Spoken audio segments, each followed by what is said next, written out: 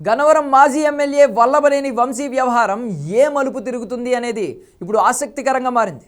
2014, 2019లో వరుసగా ఎమ్మెల్యేగా విజయం సాధించిన వల్లభనేని వంశీ 2019 తరువాత తెలుగుదేశం పార్టీకి గుడ్ బై చెప్పి వైసీపీలో జాయిన్ అయ్యారు. ఇక అక్కడి నుండి వంశీ దూకుడు పెంచారు. అప్పట్లో ప్రతిపక్షాలపై ఆయన చేసిన ఆరోపణలు తీవ్ర స్థాయిలో దుమారం రేపాయి. ముఖ్యంగా నారా భువనేశ్వర్ విషయంలో వల్లభనేని వంశీ మాట్లాడిన మాటలపై ఇప్పటికీ సోషల్ మీడియాలో కార్యకర్తలు ఫైర్ అవుతూనే ఉంటారు. అందుకే వల్లభనేని వంశీని అరెస్ట్ చేసినా సరే వైసీపీ నుంచి కూడా పెద్దగా స్పందన ఉండడం లేదు. అటు నియోజకవర్గంలో కూడా వంశీ విషయంలో పెద్దగా స్పందన కనబడడం లేదు. ఇక ఇదిలా ఉంటే వంశీ కబ్జాలు అలాగే రియల్ ఎస్టేట్ వ్యాపారాలపై ఇప్పుడు అధికారులు ఫోకస్ పెట్టారు. తెలంగాణలో కూడా వంశీ పెద్ద ఎత్తున రియల్ ఎస్టేట్ వ్యాపారాలు చేశారు. బీఆర్ఎస్ పెద్దలు అలాగే ఓ ప్రముఖ కాంట్రాక్టర్తో వల్లభనేని వంశీకి మంచి సంబంధాలు ఉన్నాయి. అలాగే ఒక ప్రముఖ సినీ నిర్మాతతో కలిసి ఆయన రియల్ ఎస్టేట్ వ్యాపారాలు కూడా చేశారు.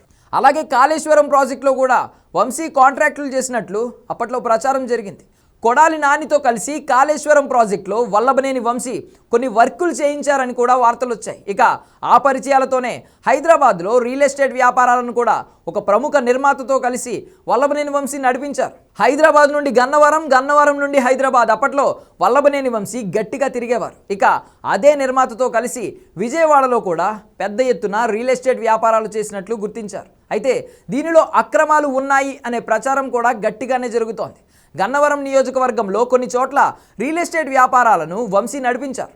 మాజీ మంత్రి కొడాలి నానితో కలిసి ఆయన విజయవాడ ప్రాంతంలో కూడా పెద్ద ఎత్తున రియల్ ఎస్టేట్ వ్యాపారం చేశారు. అందులో ప్రముఖ నిర్మాత పాత్ర కూడా ఉందని సమాచారం. ఇక హైదరాబాద్లో కూడా వంశీ బీఆర్ఎస్ ఎమ్మెల్యేతో కలిసి రియల్ ఎస్టేట్ వ్యాపారం చేసినట్లు ప్రచారం జరుగుతోంది. దీంతో తెలంగాణలో కూడా వంశీ ఏమైనా అక్రమాలకు పాల్పడ్డారా అనేది ఇప్పుడు ప్రధానంగా వినబడుతున్న ప్రశ్న.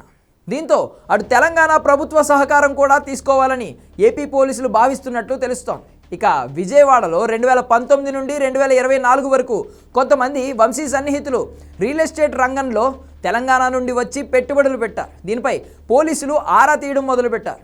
హైదరాబాద్ శివార్లోని కొన్ని గ్రామాల్లో వంశీ పెద్ద ఎత్తున లేఅవుట్లు వేసి భూములను విక్రయించినట్లు ప్రచారం జరిగింది. అదే ఫార్ములాను విజయవాడలో కూడా వంశీ అమలు చేశారని, సన్నిహితుల పేరుతో రియల్ ఎస్టేట్ సంస్థలను ఏర్పాటు చేసి కృష్ణా జిల్లాలో పెద్ద ఎత్తున రియల్ వ్యాపారాన్ని నడిపించినట్లు టాక్.